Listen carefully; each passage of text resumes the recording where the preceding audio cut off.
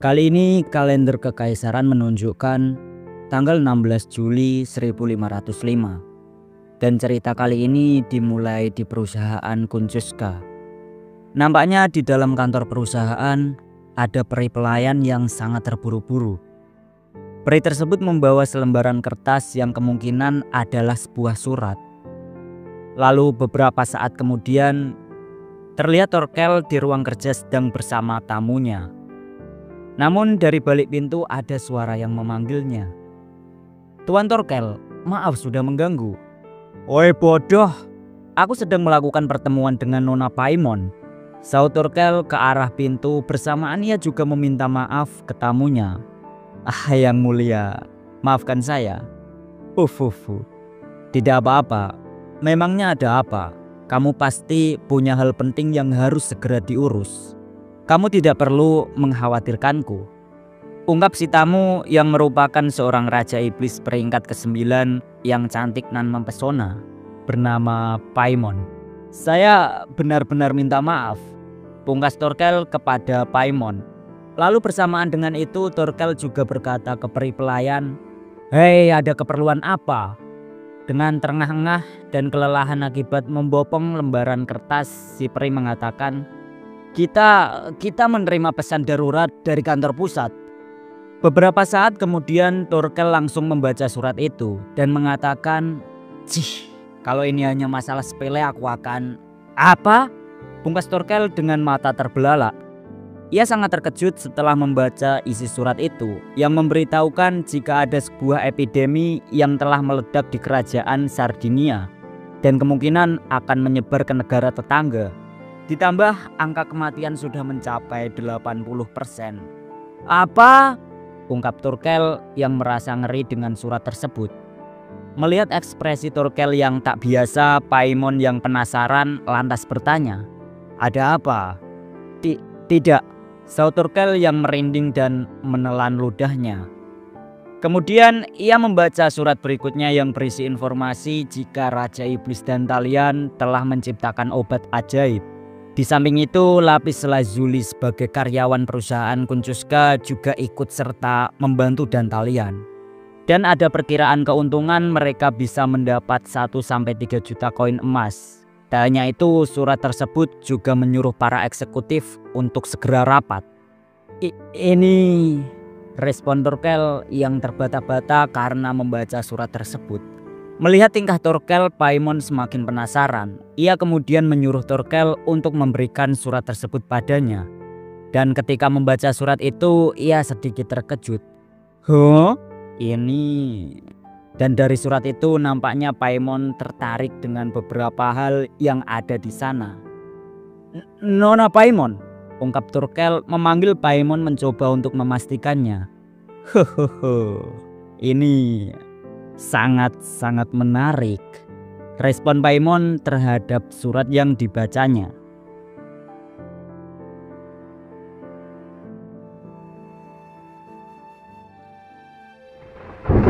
Suasana mendung dan suara gelegar petir nampaknya sedang bersemayam di atas istana Dantalian. Suasana itu seolah mendukung keadaan saat ini yang sedang mencekam akan adanya wabah yang melanda. Dan dari balik jendela kamarnya Dantalian mengatakan, "Badai sedang terjadi."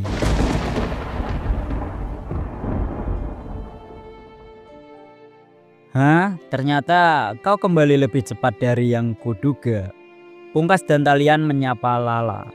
Lalu ia melanjutkan dengan bertanya, "Jadi apa kau sudah bersantai dan meregangkan sayapmu, Lala sayangku?" Mendengar itu Lala hanya menatap Dantalian dengan muka serius.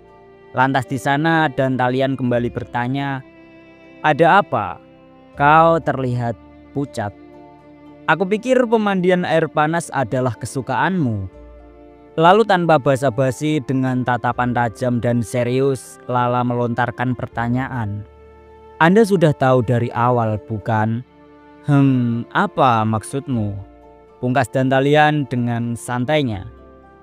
"Jangan pura-pura tidak tahu," saut Lala yang lumayan geram. Lalu ia melanjutkan, "Sebuah epidemi telah melanda Sirakus. Terlebih lagi, rumput yang Anda perintahkan untuk dikumpulkan dapat digunakan sebagai obat ajaib untuk penyakitnya. Bersamaan dengan itu, suara hujan mengalun seperti sedang mengirimi ungkapan Lala. Sedangkan Dantalian yang mendengar pengungkapan Lala cukup santai dan mencoba menampik dengan berkata, "Aku sama sekali tidak mengerti apa yang sedang kau bicarakan, Lala." Ungkap Dantalian dibarengi gestur kaki yang menghadapkan diri ke arah Lala. Lalu setelah itu seketika Dantalian tertawa. Dibarengi senyum ejekan kepada Lala, ia puas karena kepura-puraannya telah diketahui oleh Lala. Kemudian selepas itu Dantalian mengatakan, "Bukankah aku sudah mengatakannya sejak dari awal?"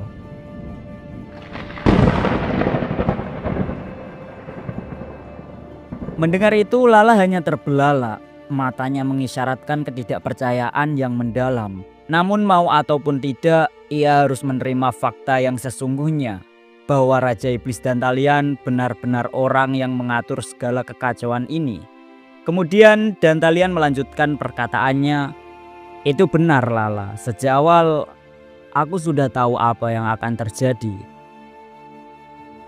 Setelah mengatakan itu, ia kemudian mengingat tentang game Dungeon Attack yang dirinya mainkan sebelum berinkarnasi. Bahwa di game itu cerita dimulai dari tahun 1515. Pada waktu itu wabah telah menyebar ke seluruh dunia dan dunia menjadi gelap. Menurut alur cerita dari game Dungeon Attack, wabahnya dimulai dari pemandian air panas di kota Syracuse pada musim panas tahun 1505. Kemudian hanya butuh waktu 1 tahun herbal hitam ditemukan sebagai obatnya. Dan pada tahun 1505, herbal ini sebenarnya hanya dikenal sebagai rumput biasa. Setelah mengingat itu, ia tertawa ringan dan mengatakan dalam hati, jika dirinya telah lebih dulu masuk ke dalam dunia game sebelum epidemi terjadi. Ditambah lagi atas ingatan lamanya itu, dirinya memanfaatkan pengetahuan yang ia punya. Dan semua itu dimulai ketika Lala menemuinya dan menagih hutang. Karena ia menyadari ada sesuatu yang menarik ketika melihat surat dokumen pinjaman yang dibawa oleh Lala. Lalu kepada Lala Dantalian mengatakan, "Dan tentu saja itu semua berkat dirimu, Lala sayangku." Jadi apa pendapat perusahaan soal ini? Perusahaan sedang mengalami kekacauan besar seperti sarang lebah yang diganggu. Dan baru saja rapat eksekutif darurat diadakan. Ungkap Lala menjawab pertanyaan Dantalian. Begitu. Lalu sahut Dantalian sembari ia berjalan ke arah Lala. Ia lalu melanjutkan dengan bertanya, "Kenapa kau tidak berada di sana? Kenapa kau lebih memilih pergi ke sini? Biar ku tebak isi pikiranmu." Pungkas Dantalian seraya tersenyum lebar, ia kemudian melanjutkan dan berkata, "Saat ini jika kau kembali ke perusahaan, nyawamu akan terancam. Aku yakin pihak perusahaan tidak bisa memprediksi sebuah wabah. Dan mereka akan berpikir kalau seseorang dengan sengaja menyebarkan penyakit itu. Jadi siapa yang melakukannya dan apa alasannya?" Satu-satunya jawaban yang ada di pikiran mereka adalah, "Itu pasti dirimu, Lala." Pungkas Dantalian dengan nada intimidasinya. Kemudian melihat gelagat Lala yang kurang nyaman, dan ketika melihat itu ia memanfaatkan kondisi tersebut dan melanjutkan perkataannya. Ia katakan pada Lala, "Kau merayu Raja Iblis dan mengambil posisi sebagai wanita Raja Iblis. Kemudian kau memberitahu perusahaan bahwa kau akan menjadikanku anjing perusahaan. Kemudian secara kebetulan kau berada di tempat munculnya wabah. Ditambah lagi kau telah membeli jutaan rumput spesial. Dari semua situasi ini pasti mengacu pada dirimu sebagai dalangnya." Ungkap Dantalian kepada Lala.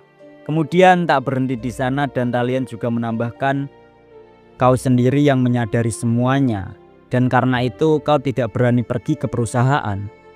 Tegas Dantalian mengungkap semua isi pikiran Lala. Sontak mendengar itu, Lala selangkah mundur ke belakang karena ketakutan dengan apa yang telah disampaikan oleh Dantalian. Di sini Lala merasa benar-benar telah kalah dan menjadi seorang pecundang. Bahkan ia sekilas teringat kembali dengan perjalanan hidupnya yang pahit. Sejak lahir, aku dianggap sebagai hybrid, blasteran, anjing kampungan dan semacamnya. Aku bekerja dengan keras agar mencapai situasiku yang sekarang untuk membalas dendam kepada semua orang. Semua yang aku capai sekarang sampai sekarang semuanya berjalan mulus. Orang ini, siapa dia sebenarnya? Aku tahu siapa, tapi tidak, ini bukan orang yang sama dari yang ku kenal dulu. Apa dia benar-benar Raja Iblis yang ku kenal? Suasana seketika hening. Di antara keheningan itu Dantalian mengatakan, "Oh Lala sayang, hanya ada satu jalan untukmu. Berlutut di hadapanku dan jadilah pelayanku. Kalau kau melakukannya, aku akan memberikanmu kekuatan yang sebenarnya." Pungkas Dantalian mencoba untuk mengajak Lala menjadi pengikutnya. Lalu setelah itu Dantalian menambahkan dengan berkata, "Aku akan memberikanmu tanggung jawab atas semua transaksi yang berkaitan dengan pengobatan." "Apa?" Respon Lala terkejut setelah mendengar apa yang dikatakan oleh Dantalian. Dantalian kemudian kembali berkata, "Wabah ini akan membuat dunia binasa. Banyak orang akan mati. Tidak peduli mau itu anak-anak atau orang kuat, kematian tidak akan membeda-bedakan. Bahkan mereka yang membencimu karena menjadi makhluk hybrid akan mati-matian mencari cara untuk bertahan. Akan ada banyak orang yang ingin berbisnis denganmu." Ungkap Dantalian mencoba untuk meyakinkan Lala. Tak sampai sana Dantalian mempertegas dengan berkata, "Setengah manusia dan setengah iblis yang sudah didiskriminasi karena menjadi hybrid akan menguasai takdir ratusan bahkan ribuan nyawa. Kau menginginkannya bukan? Kekuatan ini. Sekarang apa yang akan kau lakukan?" Ujar Dantalian sembari ia menjulurkan tangan ke arah Lala. Seketika hening. Lala berkata dalam hati, Harusnya aku tidak memegang tangannya. Aku tahu itu, tapi kenapa? Kenapa jantungku berdebar-debar seperti ini?" Lalu keadaan kembali hening. Ruangan seolah-olah mencekam dalam sunyi. Dan Lala masih terpukau dengan apa yang dikatakan oleh Dantalian. Namun sedetik kemudian ia tersenyum dan berkata, "Baiklah." Set. Seketika ia menunduk di hadapan Dantalian dan berkata, "Nyawa saya Lapis Lazuli sekarang berada di tangan yang mulia Raja Iblis Dantalian." Kemudian setelah mengatakan itu, ia langsung mencium tangan Dantalian tanpa keraguan sedikit pun. Melihat sumpah setia seorang Lala, Dantalian berkata, "Oh Lala sayangku, karena kau sudah menyerahkan segalanya, aku harus melakukan hal yang sama dan memberikanmu pemandangan terbaik."